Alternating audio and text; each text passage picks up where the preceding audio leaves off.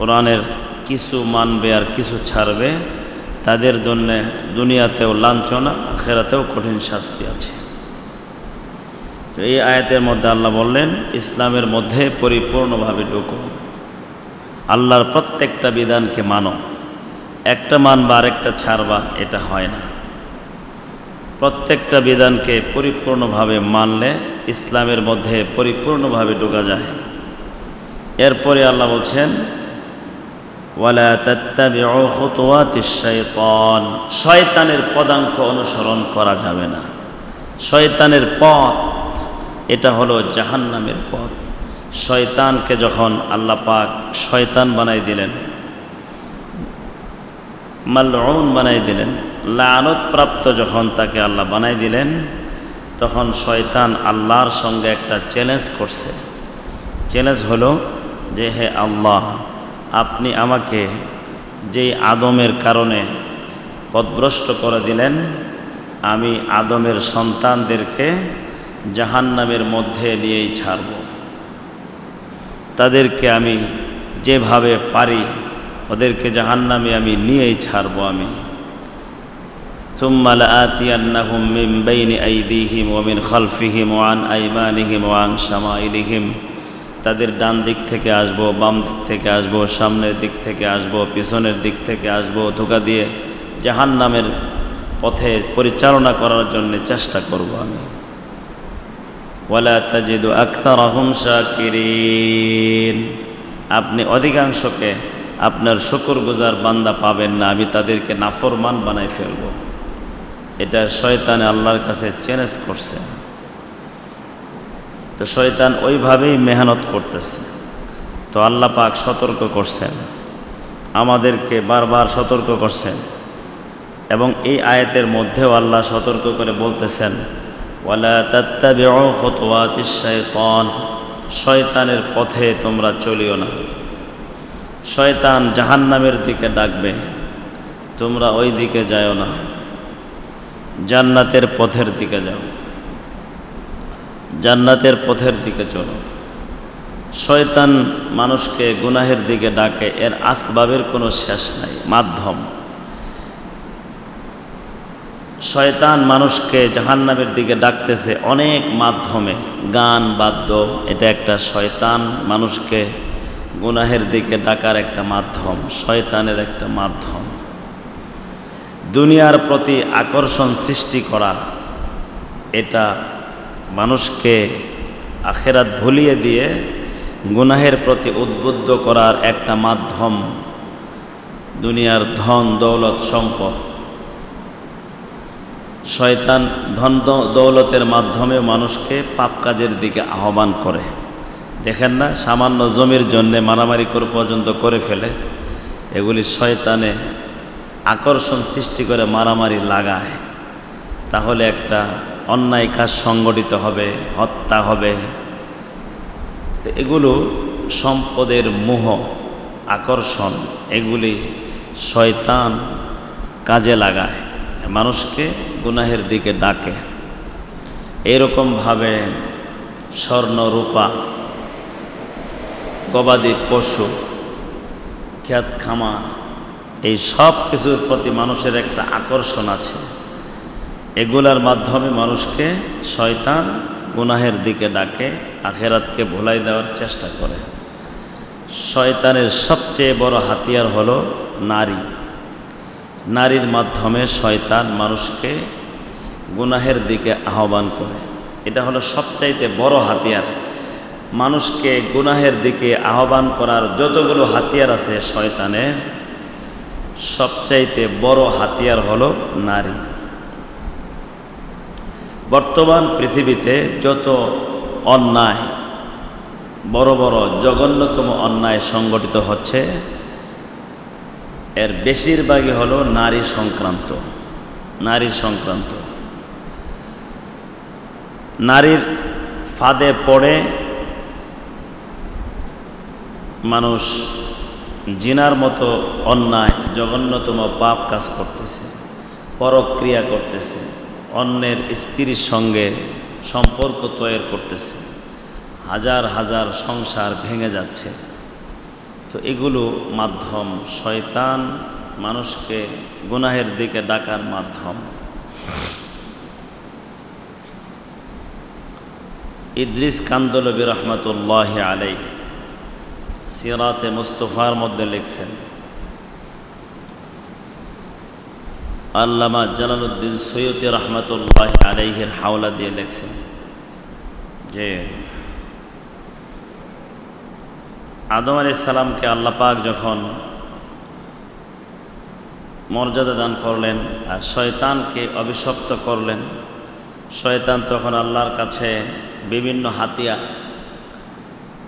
গুমরাহির পথে ডাকার হাতিয়ার মাধ্যম, এটা আল্লাহর কাছে চেয়ে নিয়েছে যে আল্লাহ আপনি আমাকে কিছু মাধ্যম দেন, আমি মানুষকে গুনাহের দিকে ডাকবো, কিছু মাধ্যম দেন।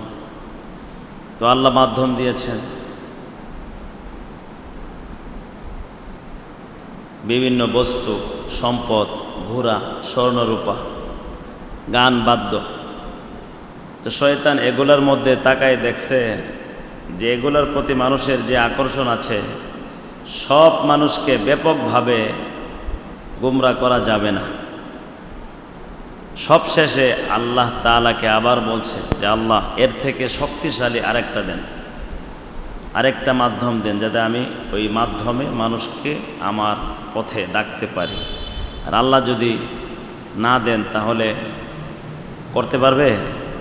ভালো হোক মন্দ হোক, সব কিছুর ক্ষমতা আল্লাহ মানুষকে দেন। মন্দ কাজ করার ক্ষমতা যদি না দেন, আপনি মন্দ কাজ করতে গেছেন, যাওয়ার সাথে সাথে আপনার অঙ্গ প্রত্যঙ্গগুলা অবশ হয়ে গেল, বিকলাঙ্গ হয়ে গেলেন, প্যারালাইসিস হয়ে গেল, মন্দ কাজ করতে পারবেন? আল্লাহ তো চাইলে বাঁচাইতে পারে, কিন্তু আল্লাহ তো আমাদেরকে একটা বিবেক দিছেন, ভালো এবং মন্দর মাঝে পার্থক্য করার একটা বিবেক আছে। তো আল্লাহ এই বিবেকটা দিয়ে এখন ক্ষমতা দিয়ে দিছেন যে তুমি এখন চাইলে, তোমার সামনে মন্দ এবং ভালো দুইটা রাস্তায় আছে, চাইলে তুমি এখন মন্দটার মধ্যেও চলতে পারো, ভালোটার মধ্যেও চলতে পারো। এটাই পরীক্ষা। এখন আল্লাহ দেখতে চান যে ক্ষমতা তো দুইটারই দেওয়া আছে, মন্দ পথে চলে নাকি ভালো পথে চলে, এটাই পরীক্ষা। যদি আল্লাহ সবাইকে খালি ভালো পথেই চলার তৌফিক দেন, মন্দ কাজ থেকে তাকে ফিরাই রাখেন, তাহলে কি পরীক্ষা হবে? সবাই তো ভালো পথেই চলবে। তাহলে তার বিবেকের যে একটা ভালো মন্দ নির্ণয়ের যে একটা শক্তি, এটা তো দেওয়ার কোনো ফায়দা হবে না, তাহলে পরীক্ষা হবে না। আর দুনিয়াতে যেহেতু পরীক্ষার জায়গা, এই জন্য মন্দ কাজ করার শক্তিও কে দেন? আল্লাহ দেন। ভালো কাজ করার শক্তিও আল্লাহ দেন। দুইটা শক্তি দিয়ে দেওয়া হয়েছে। এখন তুমি দেখো, দুনিয়ার সব ভালো বোঝো, আখেরাতের ভালোটা বোঝো না। দুনিয়ার সব মন্দটা বুঝলা, আখেরাতের মন্দটা বুঝলা না, এটার উপরেই বিচার হবে। তো যাই হোক, তখন আল্লাহ পাক একটা নারীকে শয়তানের সামনে দেখাইলেন যে দেখো, শয়তান মাথা থেকে পাতা পর্যন্ত তাকায় দেখছে, দেখে অনেক খুশি হয়েছে যে হ্যাঁ, এটা দিয়েই সব মানুষকে গুমরা করা সম্ভব হবে।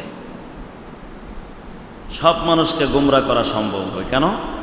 কারণ এই নারীর মাথার দিকে তাকাইলেও আকর্ষণ লাগে, চোখের দিকে তাকাইলেও আকর্ষণ লাগে, চেহারার দিকে তাকাইলেও আকর্ষণ লাগে, হাতের দিকে তাকাইলেও আকর্ষণ লাগে, পায়ের দিকে তাকাইলেও আকর্ষণ লাগে, যেখানে তাকাবেন ওখানে আকর্ষণ। তাহলে বোঝা গেল এটা দিয়ে মানুষকে গুমরা করা ব্যাপকভাবে সহজ হবে। শয়তান খুব খুশি। আর বিধর্মীরা দেখবেন, বিধর্মীরাও তো শয়তানের অনুসারী। শয়তান মানুষকে শিরিক করতে বলে, ওরাও তো আল্লাহর সঙ্গে শিরিক করছে।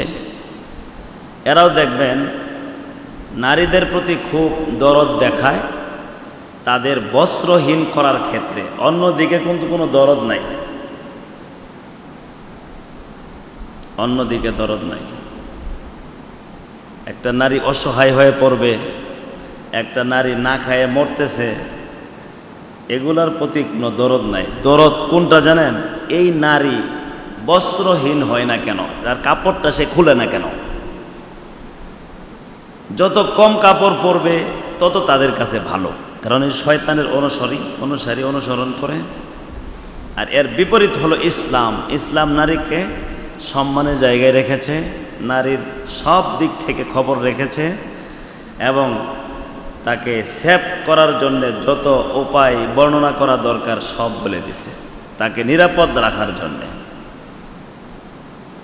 তখন এটাকে তারা প্রোপাগান্ডা, এবং ইসলাম নারীদেরকে স্বাধীনতা কোনো দেয় নাই এই হিসেবে এটা মানুষের মধ্যে একটা বিভ্রান্তি ছড়ায় যে নারীদেরকে ইসলাম বন্দি করে রাখছে,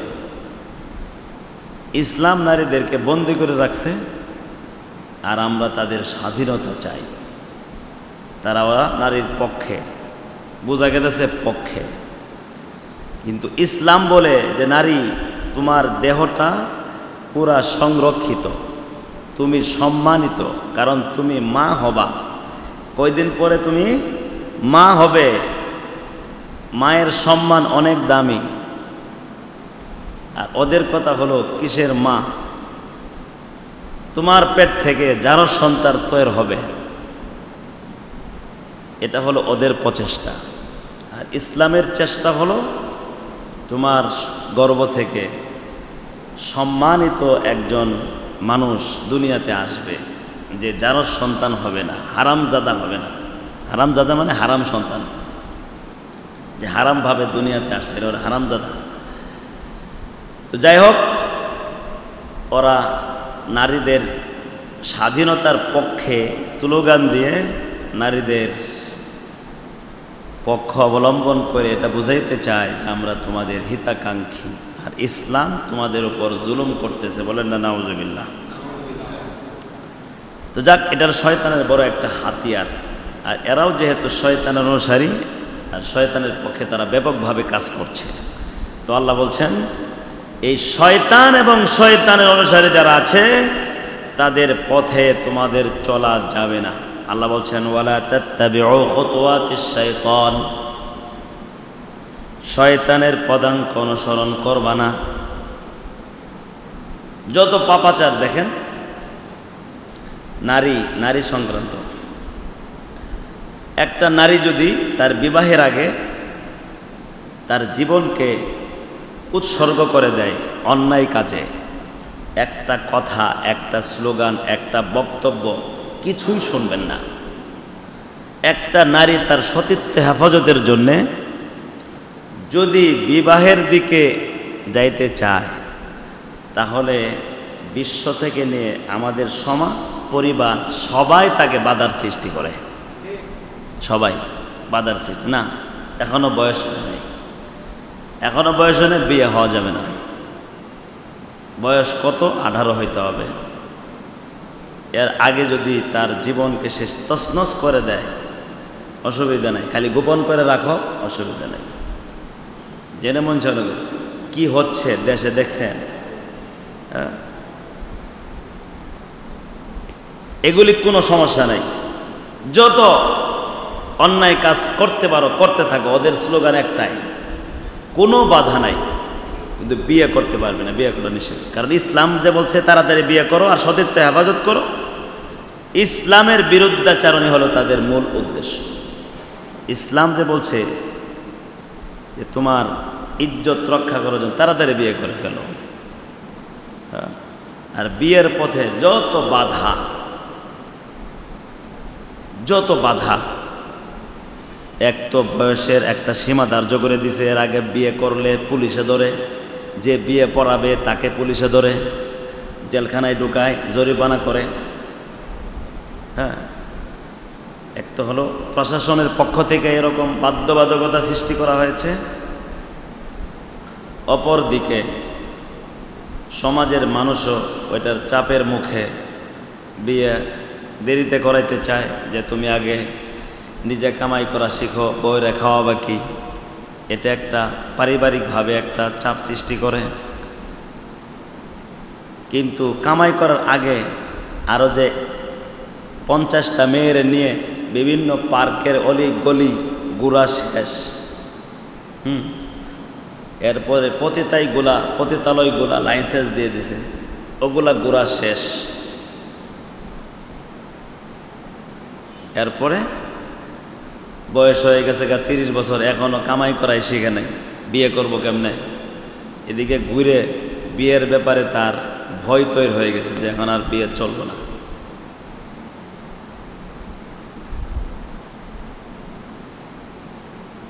এই হলো সমাজ। শয়তান মানুষের মধ্যে এগুলো এইভাবে ছড়াইছে। আল্লাহ বলছেন এগুলোর অনুসরণ করা যাবে না। ওয়ালা তাত্তাবিউ খুতুওয়াতিশ শাইতান, শয়তানের পদাঙ্ক অনুসরণ করিও না। ইন্নাহু লাকুম আদুউম মুবিন, নিশ্চয় শয়তান তোমাদের প্রকাশ্য শত্রু। শয়তান আসলেই তো শত্রুই, কারণ সে তো আমাদের ভালো চায় না। সে আমাদেরকে আগুনে পোড়াইতে চায়, সাপের কামড় খাওয়াইতে চায়, বিচ্ছুর কামড় খাওয়াইতে চায়, কত কঠিন শাস্তির মধ্যে ফেলতে চায়। ও কি আমাদের বন্ধু নাকি? ও তো আমাদের শত্রু। আল্লাহ পাক সরাসরি বলছেন। আল্লাহ প্রথমে বললেন ইসলামের মধ্যে পরিপূর্ণভাবে ঢুকো। এরপরের আয়াতে আল্লাহ বলছেন ফাইন যালালতুম মিন বাদি মা জাআতকুমুল বায়িনাত, তোমাদের কাছে আল্লাহর সুস্পষ্ট বিধান আসার পরে তোমরা যদি না মানো, তোমাদের যদি পদস্খলন হয়, আল্লাহর সুস্পষ্ট বিধান তোমাদের সামনে আছে, এরপরেও যদি না মানো, তোমাদের যদি পদস্খলন হয়, তাহলে ফালামু, জেনে রাখবা, একটা কথা ভালো করে মনে রাখবা, আন্নাল্লাহা আজিজুন হাকিম, আল্লাহ পাক মহাপরাক্রমশালী। তোমাকে শাস্তি দেওয়ার ব্যাপারে আল্লাহর ক্ষমতা আছে, এটা ভালো করে মনে রাখবা। ফালামু আন্নাল্লাহা আজিজুন হাকিম, তোমাকে শাস্তি দেওয়ার ক্ষেত্রে আল্লাহর ক্ষমতা কিন্তু আছে। এমন না যে আল্লাহ কিছু জানে না আর তোমাকে শাস্তিও দিতে পারবে না, ধরতেও পারবে না, এমন তো না। তোমাকে শাস্তি দেওয়ার ক্ষমতা আল্লাহর আছে। আল্লাহ আজিজ, আল্লাহ মহাপরাক্রমশালী। হাকিম, আল্লাহ পাক প্রজ্ঞাময়। আবার এটাও মনে করো না যে আল্লাহ তোমার শাস্তি দিবে, এটা তোমার উপর জুলুম, এটা না। কারণ তোমার উপর এটা আল্লাহর পক্ষ থেকে জুলুম হবে না। তুমি যেমনটা করছো ওইটার প্রতিদান পাবা। তুমি ভালো কাজ করো, তুমি ওইটার প্রতিদান পাবা। তুমি যদি মন্দ কাজ করো, ওইটার প্রতিদান পাবা। আল্লাহ হাকিম, কাকে কোন শাস্তি দিতে হবে, কি পরিমাণ দিতে হবে, এই ব্যাপারে আল্লাহ পাক খুব ভালো জানেন। যে অন্যায় বেশি করছে তাকে কম শাস্তি, যে অন্যায় কম করছে তাকে বেশি শাস্তি, যে বেশি করছে তাকে কম শাস্তি, এরকম না। কাকে কি পরিমাণ দেওয়া লাগবে এটা আল্লাহ খুব ভালো করে জানেন। আল্লাহ প্রজ্ঞাময়, আল্লাহর জ্ঞানের সীমা নাই।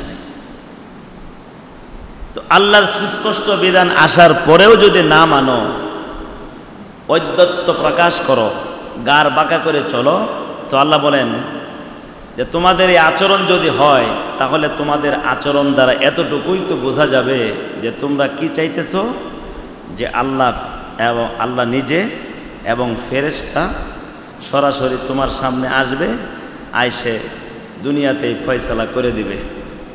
তুমি তো এখন এটাই চাইতেছো যে আল্লাহর বিধান মানতেছো না, গার বাঁকা করে চলতেছো। তোমার এই আচরণ, তোমার এই চলা কি বোঝাচ্ছে? যে আল্লাহ এখন সরাসরি আসুক ফেরেশতা বাহিনী নিয়ে, আর আখেরাতে যে পাকড়াও হবে এটা তো মানেই না, যে দুনিয়াতেই ফয়সালা হয়ে যাক, তুমি এটাই চাইতেছো। আল্লাহ বলেন এত তাড়াতাড়ি চাইও না। আর তুমি চাইলে আল্লাহ এত তাড়াতাড়ি দিবেও না। আল্লাহ পাকের ইচ্ছা অনুযায়ী যদি আল্লাহ চান দিবে, আর যদি না চান তাহলে আখেরাতের জন্য জমা করে রাখবে। তোমাদের সব বিষয় আখেরাতে আল্লাহর সামনে হাজির হবেই হবে। তো আল্লাহ পাক বলেন হাল ইয়ানজুরুনা ইল্লা আন ইয়াতিয়াহুমুল্লাহু ফি যুলালিম মিনাল গামাম, সুস্পষ্ট বিধান আসার পরেও যদি ওটা না মানো, তাহলে এটাই তো বোঝা যায় যে তোমরা অপেক্ষা করতেছো যে আল্লাহ পাক মেঘমালার ছায়ায় তোমাদের কাছে আসবেন, ফেরেশতারা আসবে, ওয়া কুদিয়াল এবং সব কিছুর মীমাংসা দুনিয়াতে আল্লাহ করে দিবেন। তোমাদের আচরণ দ্বারা এটাই বোঝা যায়। কিন্তু আল্লাহ পাক যদি চান তাহলে দুনিয়াতে শাস্তি দিবেন নাফরমানি যারা করছে, আর যদি না চান তাহলে এটা আখেরাতের জন্য জমা করে রাখবেন, আখেরাতে তাদেরকে শাস্তি দিবেন। ওয়া ইলাল্লাহি তুরজাউল উমুর, আর সব বিষয় আল্লাহর দিকেই ফিরে যাবে। আল্লাহকে দুনিয়াতে মানো আর না মানো সব বিষয় আল্লাহর সামনে হাজির করা হবেই এবং পুরা জিন্দেগির হিসাব আল্লাহর সামনে পেশ করতে হবে। এরপরে আল্লাহ তাআলা বলেন, সাল বনি ইসরাঈল কাম আতাইনাহুম মিন আয়াতিন বাইয়িনা। হে নবী, আপনি বনি ইসরাইল যারা আছেন ওদেরকে জিজ্ঞাসা করেন, কারণ বনি ইসরাইলদেরকে আল্লাহ অনেক নিদর্শন দিয়েছিলেন আল্লাহকে মানার জন্যে। মুসা আলাইহিস সালামকে অনেক মুজিজা দিয়েছিলেন এরা যেন আল্লাহকে বিশ্বাস করে মানে। অনেক সুস্পষ্ট নিদর্শন আল্লাহ দিয়েছিলেন। আল্লাহ বলেন, কাম আতাইনাহুম মিন আয়াতিন বাইয়িনা, আমি তাদেরকে কতগুলা সুস্পষ্ট নিদর্শন দিয়েছিলাম, কিন্তু এরা এরপরেও মানে নাই। না মানার কারণে কি হয়েছে? দুনিয়াতেও শাস্তি, আখিরাতেও কঠিন শাস্তি। ওয়ামান ইউবাদদিল নি'মাতাল্লাহি মিন বা'দি মা জাআতুহু, আল্লাহর নিয়ামত তাদের কাছে আসার পরে যারা এটাকে পরিবর্তন করবে, দিন ইসলাম এটা হলো সবচাইতে বড় নিয়ামত। আমাদের কাছে ইসলাম এসেছে, আমরা এটা মানলাম না, এটা পরিবর্তন করে ফেললাম। এই যে পরিবর্তন যদি করে ফেলি, তাহলে আল্লাহ বলেন, ফাইন্নাল্লাহা শাদীদুল ইকাব, নিশ্চয়ই আল্লাহ তাআলা শাস্তি দানে বড় কঠোর। আল্লাহ পাক কঠিন শাস্তি তাদেরকে দান করবেন। আর এই পুরা দুনিয়াটাকে কাফেরদের সামনে শোভন করে দেওয়া হয়েছে। এরা মনে করে যে দুনিয়াটাই আসল, পরকাল বলতে কিছুই নাই, কবরের জীবন বলতে কিছুই নাই, দুনিয়ার জিন্দেগি এরপরে সব শেষ, মাটির সঙ্গে মিশে যাবে, সব কোনো কিছুর হিসাব নাই, দুনিয়ার জীবনটাই হলো আসল জীবন। তারা এটাই মনে করে। আল্লাহ বলছেন, যুয়্যিনা লিল্লাযীনা কাফারুল হায়াতুদ দুনিয়া, কাফেরদের সামনে দুনিয়াটাকে শোভন করে দেওয়া হয়েছে। এজন্য তারা আখিরাতকে বিশ্বাস করে না, আল্লাহর হুকুমকে তারা মানে না, উপেক্ষা করে চলে। আর মুমিনরা আল্লাহর হুকুমকে মানে, এটাই মুমিনের বৈশিষ্ট্য। আর এর বিপরীতে কাফেররা কি করে? মুমিনদেরকে নিয়ে ঠাট্টা বিদ্রুপ করে, মুমিনদেরকে নিয়ে বিদ্রুপ করে। নবী সাল্লাল্লাহু আলাইহি ওয়াসাল্লামের জামানাতেও যারা ছিল তারাও বিদ্রুপ করছে, এখনও যারা কাফের আছে, মুশরিক আছে, এরাও মুসলমানদেরকে নিয়ে ঠাট্টা বিদ্রুপ করে এবং বিভিন্নভাবে জুলুম করতেছে, মারতেছে। আর দৃশ্যগুলি তারা দেখতেছে আর হাসতেছে যে ইমানদার মুমিন দাবি করো, এইভাবেই মরতে হবে। আল্লাহ বলেন, ওয়ায়াসখারুনা মিনাল্লাযীনা আমানু, আর মুমিনদেরকে নিয়ে ঠাট্টা করে। যেমন নবী সাল্লাল্লাহু আলাইহি সাল্লামের জামানায় যারা ঈমান আনছিলেন এরা বেশিরভাগই ছিলেন গরিব, অসহায়, ফকির, মিসকিন, গোলাম, কিচ্ছু ছিল না, নিঃস্ব। বেশিরভাগই, 2-4 জন ছিল একটু সম্পদওয়ালা, কিন্তু বেশিরভাগই ছিল হযরত আম্মার বিন ইয়াসির, হযরতে বিলাল, হযরতে খাব্বাব। এরা সব অসহায়, গরিব, ফকির, গোলাম ছিলেন। সুমাইয়া রাদিয়াল্লাহু আনহা বাদী ছিলেন। এদেরকে নিয়ে ঠাট্টা করতে, দেখো কিচ্ছু নাই, আবার ঈমান আনছে, ইসলাম কবুল করছে। নবীকে নিয়েও ঠাট্টা করত যে মুহাম্মদ সাল্লাল্লাহু আলাইহি সাল্লাম তো কুরাইশ বংশের সম্মানী মানুষ, হে এই ফকির, মিসকিন, অসহায় মানুষগুলার পিছনে লাগিয়ে আছে, তার আর কোনো কাম নাই। এইভাবে তারা ঠাট্টা বিদ্রুপ করত। আল্লাহ বলেন, দুনিয়াতে ঠাট্টা বিদ্রুপ যাই কিছু করো না কেন, ওয়াল্লাযীনা তাকাউ ফাওকাহুম ইয়াওমাল কিয়ামা, কিয়ামতের দিন এরা তাদের উপরে থাকবে, এরা থাকবে নিচে। আর এই যে যাদেরকে নিয়ে ঠাট্টা বিদ্রুপ করা হইতেছে, এরা থাকবে এই কাফেরদের চাইতে অনেক অনেক উচ্চ মর্যাদার অধিকারী হবে তারা। আর এর বিপরীতে তারা থাকবে জাহান্নামের নিম্ন স্তরে, ওইখানে আগুনের মধ্যে দাও দাও করে জ্বলতে থাকবে। আল্লাহ বলেন, আল্লাহু ইয়ারযুকু মান ইয়াশাউ বিগাইরি হিসাব, আল্লাহ যাকে চান তাকে অপরিমিত রিজিক দান করেন। রিজিকের মালিককে বলেন আল্লাহ, আল্লাহ পাক রিজিক দেন, তবে যাকে ইচ্ছা, যে পরিমাণ ইচ্ছা তাকে ওই পরিমাণ দেন। এজন্য রিজিক চাইতে হবে কার কাছে? আল্লাহর কাছে আমরা রিজিক চাবো। রিজিক আল্লাহর কাছেই চাইতে হবে। সংকট তৈরি হলে আল্লাহর কাছে চাবো। আল্লাহ পাক আমাদেরকে কোরআনের এই আয়াতগুলো থেকে যা শুনলাম শিক্ষা নিয়ে আমাদের জীবনের পথে দুনিয়ার জিন্দেগি সুন্দরভাবে যেন আমরা চালাইতে পারি তৌফিক দান করুন, আমিন। ওয়া আখিরু দাওয়ানা আলহামদুলিল্লাহি রাব্বিল আলামিন।